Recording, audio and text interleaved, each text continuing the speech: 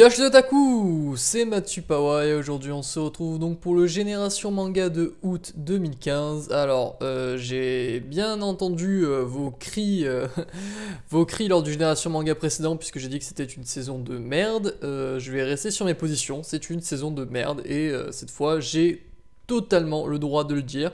D'habitude, il me suffit de lire le synopsis et de regarder quelques images pour m'en douter, mais bon... Voilà, j'ai voulu jouer la bonne foi jusqu'au bout et j'ai regardé les premiers épisodes jusqu'à ce que je n'en puisse plus. Donc pour certains ça s'est arrêté à un épisode, pour certains ça s'est arrêté à 2, pour certains à 3, etc. Ça n'a pas dépassé 6 épisodes. Hein. Il y a un animé que j'ai réussi à regarder jusqu'à 6 épisodes, c'est parce que le ton était vraiment léger, qu'il y avait quelques petites blagues, que ça se laissait regarder, c'est d'ailleurs l'animé que je vais vous présenter aujourd'hui, mais encore une fois je ne le conseille pas vraiment, c'est de la merde. Voilà, donc j'ai vraiment tout regardé, j'ai regardé Charlotte, Gangsta j'avais déjà regardé, j'ai regardé je crois 2-3 épisodes, c'est de la grosse merde. J'avais regardé quoi d'autre? J'ai regardé le truc qui se passe sur Mars, une classe, Classroom Crisis, je crois un truc comme ça, j'ai regardé ça. J'ai regardé quoi d'autre? Bah, j'avais regardé Ushio no Totora aussi. Bon, par contre, j'ai pas regardé Prison School. Ça, vraiment, vous me ferez jamais regarder cette merde. Non, voilà. Hein, tant que de mon vivant, je ne regarderai pas ça. Donc voilà. Prison School, non. Sinon, tous les autres trucs, vous m'avez conseillé, j'ai regardé. Hein, ça, je peux vous l'assurer. J'ai regardé au moins le premier épisode, mais vraiment. Pourtant, j'avais vraiment une attente basse par rapport à eux. Donc, je pouvais qu'être agréablement surpris finalement. Et limite, ça a été encore le contraire. Déjà que j'avais vraiment de gros préjugés dessus, ben ça s'est avéré encore pire que ce que je pensais. Donc voilà, on va passer directement à l'animé du moment. Et j'ai dû me rabattre donc sur Imoto Umaru-chan. Alors qu'est-ce que je peux vous dire de cet animé à part que je ne vous le conseille pas. C'est quand même l'animé finalement le meilleur du moment si on compte pas, je répète, hein, Gintama et Dura que j'ai déjà présenté précédemment. Cette saison là c'est la mort quoi, hein. Donc Imoto Umaru-chan, pourquoi j'ai choisi ça? Bah alors c'est l'histoire tout simplement d'une sœur qui vit avec son frère et qui est geek ou otaku comme vous le souhaitez. Et en fait elle est très populaire à l'école, par contre dès qu'elle rentre chez elle, ça devient la grosse geek et elle ne l'assume pas, donc elle essaye de faire en sorte que ses amis ne le découvrent pas. Bon alors évidemment très classiquement ses amis sont complètement débiles, à tel point qu'elle serait presque, elle crierait dans leur oreille qu'elle est une geek, qui ne le comprendraient pas. D'ailleurs ça va arriver dans un des épisodes et c'est tellement surfait que ça m'a donné envie de mourir à ce passage là. Y a quelques petites blagues rigolotes vite fait quand aussi des petites références à des jeux vidéo connus. À part ça il n'y a rien de bien intéressant.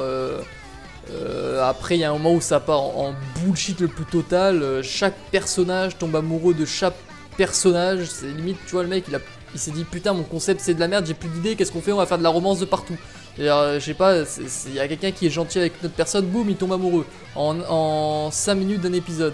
C'est ridicule et tout le long il va y avoir des vieux gags sur ça. Donc voilà, ça reste quand même le meilleur de cette saison que je n'ai pas présenté, c'est triste mais voilà, et encore une fois, je ne vous le conseille pas, même pas un petit coup d'œil, non non non, pas du tout.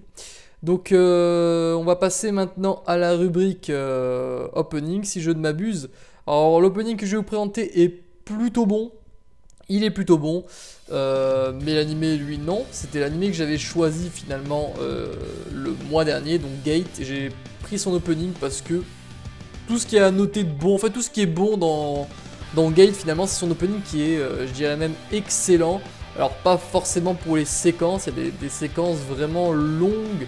Et pour un opening ça marche pas trop, c'est vraiment, il y avait des grandes séquences longues et animées, assez chiantes, mais il y avait quand même des effets sympathiques et la musique est vraiment plutôt cool. Voilà. Par contre, encore une fois, Gate je ne vous le conseille pas, pour ceux qui n'ont pas vu le dernier Génération Manga, qu'est-ce que ça parle, de quoi ça parle? Eh bien c'est un jeune geek otaku qui est dans sa ville et d'un coup il y a une porte qui s'ouvre, il y a des monstres qui arrivent avec des chevaliers, des cochons avec des épées, enfin un gros bordel, et du coup ils envoient l'armée après derrière la porte une fois qu'ils ont pas tué l'armée qui est venue chez eux et blablabla, ils se shootent dessus, ça fait les chevaliers contre les mecs avec des mitraillettes, voilà, c'est un scénario génial quoi, c'est waouh, franchement ça vole très très haut, donc voilà, ça c'était pour l'opening. Oui, j'attends la prochaine saison. J'espère vraiment que la prochaine saison il y aura des bons trucs parce que là, je suis même plus motivé pour la génération manga quoi. C'est assez choquant. Maintenant on passe donc déjà à la rubrique, non pas AMV excusez-moi, mais à la rubrique news. Alors pas grand chose à annoncer ce mois-ci à part un jeu vidéo Shingeki no Kyojin sur PlayStation, donc PlayStation 3, 4 et Vita. Alors est-ce que c'est une bonne nouvelle, est-ce que c'est une mauvaise? Moi ça fait très longtemps que j'attendais un jeu vidéo Attack on Titan sur console de salon, et notamment ma PlayStation évidemment. Souci, c'est que le jeu, notez-le bien, il sera disponible sur Vita et sur PlayStation 3. Donc le jeu doit tourner sur ces consoles. Alors, déjà si ça aurait été PS4 et PS3, j'aurais dit bon, ok, ça va être un jeu qui va peut-être pousser à PS3 à son maximum, et encore ça m'étonnerait. Ça aurait été un jeu que sur PS4, je me serais dit ok, là ils vont vraiment donner tout ce qu'ils ont. Et là, PS3, PS4, PS Vita, si le jeu tourne sur Vita, c'est qu'il faut pas s'attendre à grand chose. Mais au moins il y aura un jeu Attack on Titan sur console. Bon, vraiment ça va être pour les personnes extrêmement fans d'Attack on Titan. Moi j'adore Attack on Titan, il n'y a pas de souci.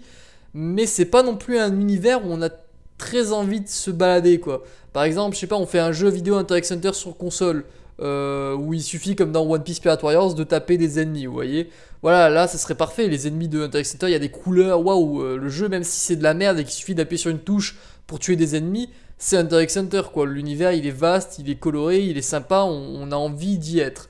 Shingeki no Kyojin, c'est un univers quand même assez sale, glauque, etc. Et si le gameplay n'est pas si bien travaillé et l'histoire aussi, donc ça va être un jeu finalement pour les fans et pour se faire du fric quoi, hein, qu'on se l'avoue, qu'on se le dise, bah, c'est pas forcément un jeu qui va capter mon attention quoi. C'est-à-dire je vais le mettre dans la console, je vais faire 2-3 parties et ça va me saouler puisque le gameplay ne sera pas travaillé, puisque c'est un jeu qui va aller sur les 3 consoles PlayStation. Voilà. Voilà, en plus ils ont pas pris le meilleur studio de jeux vidéo au Japon, ils ont pris Tecmo Productions, qui ne font généralement que des Muso. Alors Attack on Titan ne sera pas un Muso, ça n'aurait pas pu être un Muso, ça aurait été du grand n'importe quoi à ce niveau-là. Mais je vois pas Tecmo nous sortir du grand jeu en fait. Hein. Je vois pas un blockbuster Attack on Titan arriver. Mais il y a Attack on Titan. Donc on va passer maintenant à la dernière rubrique, c'est la rubrique AMV. Alors, il n'y a toujours pas eu... Alors c'est vraiment un mois de merde, je vous le dis, c'est vraiment le mois de merde. Puisque même en AMV on n'a pas eu grand chose. On n'a vraiment pas eu grand chose. Mais je me suis dit bon, allez, cette fois il y en a marre. On va tricher un petit peu. Il y avait un animé du mois... Enfin pas un animé, pardon. Un AMV du mois précédent que j'avais totalement loupé. Et franchement c'est bête que je l'ai raté parce que c'était un AMV. Bon, le mois dernier on a eu Anime God's Talent quand même. Donc c'était assez haut. Mais il y avait quand même un très bon AMV sur Tuaru Gakaku no Reigen, pardon, putain j'ai du mal aujourd'hui, et Majutsu no Index, qui est sorti. Il est vraiment au top, je me suis maté plusieurs fois, et je vais vous passer donc un extrait dès maintenant. C'est l'AMV Fulgurance de Magic Dark Light.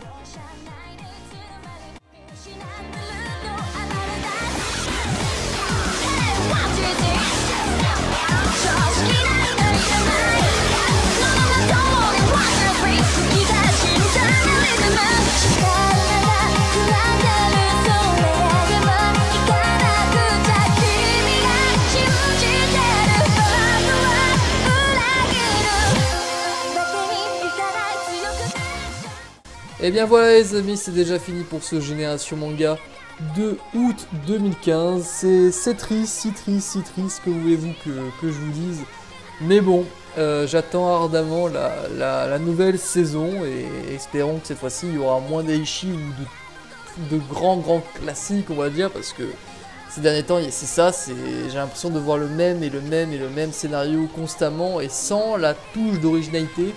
C'est-à-dire qu'on n'a pas la pointe qui nous dit, cette pointe de mystère qui nous dit putain il fait un truc classique, mais je suis sûr que si je termine les 12 ou les 26 épisodes, je vais apprendre quelque chose de dingue quoi. Il va apporter un truc de spécial que je n'aurais jamais vu autre part. Et là j'ai ressenti ça nulle part. Il y avait des personnages... les personnages ils ont même plus de... C'est comme s'ils avaient plus de personnalité, mais comme s'ils étaient caractérisés par un mot. Je sais pas, il y a le personnage qui est constamment énervé, il y a le personnage qui est constamment pervers, il y a le personnage qui, voilà, et ils ont pas d'aspect différent de leur personnalité. Donc à regarder ça, c'est chiant et c'est plat, quoi. Donc j'ai vu surtout ça en animé cette saison-ci, et un peu moins la saison précédente, mais ça augmente en cru ces derniers temps. Et espérons que ce ne soit pas... que ça sera pas comme ça éternellement, quoi, tout simplement. Donc pour le tableau du Génération Manga, pas grand chose à changer. Il me semble que Code Geass est passé devant Kiseiju, sinon il y a eu quelques points qui se sont rajoutés, notamment un point pour Hunter x Hunter et un point pour Fullmetal Alchemist, mais sinon pas grand chose à changer. Donc voilà, on va se laisser sur ça les amis, on se retrouvera donc le mois prochain pour un prochain Génération Manga.